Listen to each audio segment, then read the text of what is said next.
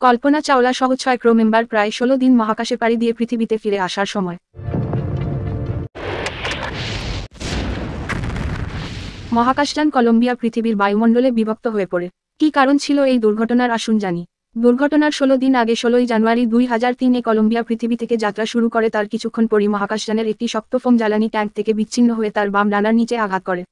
তখনও এর কারণে তেমন কোনো প্রবলেম দেখা যায়নি এবং 15 দিন পর 1 ফেব্রুয়ারি 2003-এ কল্পনা চাওলা সহ 6 ক্রু মেম্বার তাদের মিশন কমপ্লিট করে পৃথিবীতে ফিরে আসার জন্য। কলম্বিয়া যখন পৃথিবীর ওজোন স্তরের নিচে নামতে থাকে তখন ফোমের আঘাতের কারণে সেখানে একটা ছোট হোলের সৃষ্টি হয়েছিল, আর সেটি ক্রমাগত বাড়তে থাকে যার কারণে হাওয়া লিক করতে থাকে।